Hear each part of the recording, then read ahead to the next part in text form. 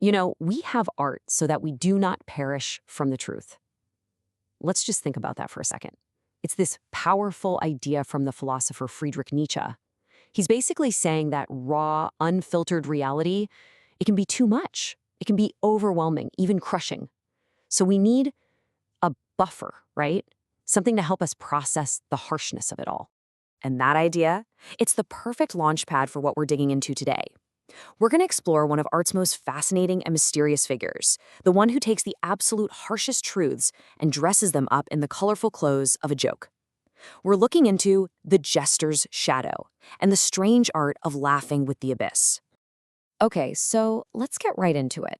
Have you ever really stopped to think about that whole sad clown idea? It's everywhere, isn't it?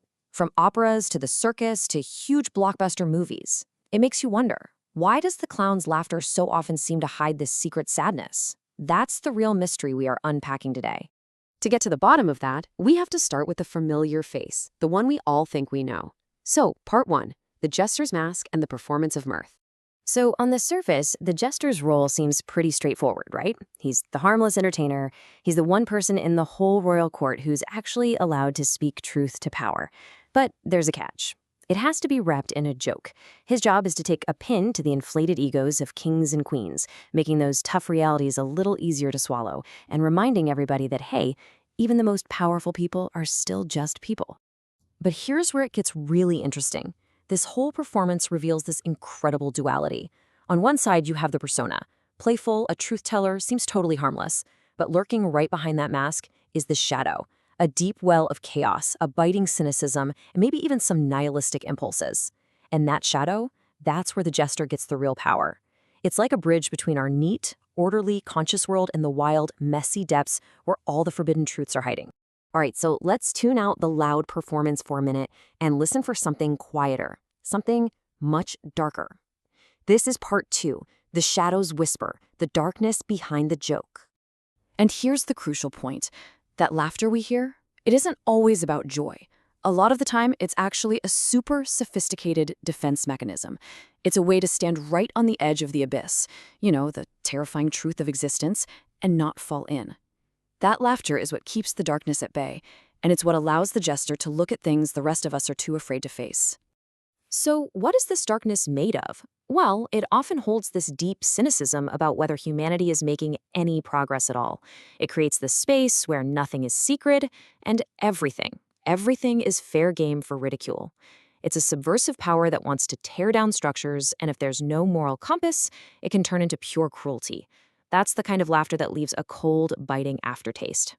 So you've got this incredible tension, this push and pull inside the jester between the light mask and the dark shadow, and it forces him into this incredibly delicate position. Which brings us right to our next section, walking the tightrope, balancing above the void. Now, to really get a grip on this balancing act, we need to understand a key idea from Nietzsche, the spirits of gravity. And no, this isn't about physics. It's that crushing emotional weight, that psychological heaviness that hits you when you truly recognize that life might be inherently absurd, maybe even meaningless. It's the really heavy stuff that tries to pull us down into despair. And that is exactly why the most powerful metaphor for the jester is the tightrope walker.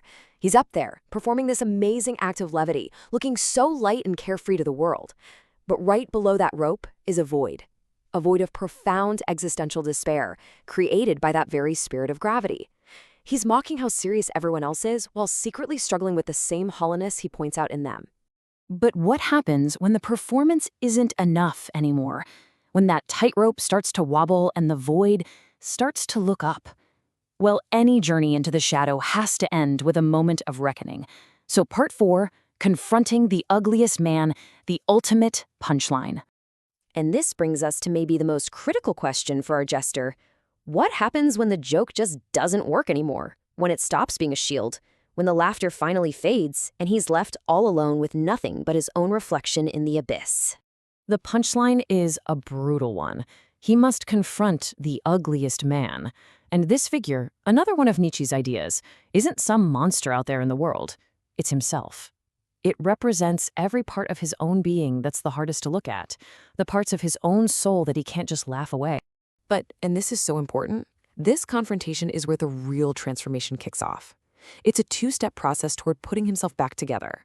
First, he has to turn his greatest weapon, his humor, inward. He has to face that inner darkness with a kind of radical self-honesty. And from there, he can achieve real psychological liberation, real authenticity. The shadow is no longer a source of bitterness. It becomes a wellspring of resilient, life-affirming creativity. And this remarkable transformation, it leads us to the final and maybe the most beautiful stage of the Jester's entire journey. Part 5, the Dionysian dance, finding joy in the tragic comedy. The first huge realization is this. Life isn't just a comedy or just a tragedy. It's both happening at the exact same time. It's a tragicomedy. There's deep sorrow and mind-boggling absurdity, all mixed up together, and you just can't have one without the other. And the second big realization is about all those social roles we play, the masks we put on every single day. They are both absolutely necessary for society to work, and at the same time, they're completely fraudulent. They're illusions we all agree to believe in. Holding both of those truths in your mind at once, that's the key to freedom. So, what do you do? What do you do when you realize that life is a tragicomedy and all our identities are just beautiful illusions? You could despair. Or you can dance. You embrace all of it, the chaos, the joy, the absurdity, with this ecstatic life-affirming energy. This is what Nietzsche called the Dionysian impulse. And this brings our Jester's whole story to its powerful conclusion. He finally understands that the highest form of seriousness isn't found in quiet thoughts or rigid rules. No, it's found deep within the spirit of play. By learning to laugh with the abyss, not just at it, he finds true wisdom and true freedom. And so we'll leave you with the Jester's final piece of wisdom, a question for you to carry with you. In your own world, in your work, your relationships, your passions, where is the highest seriousness found? Not in being solemn, but in the spirit of play. Thanks for joining us in the Jester's Shadow.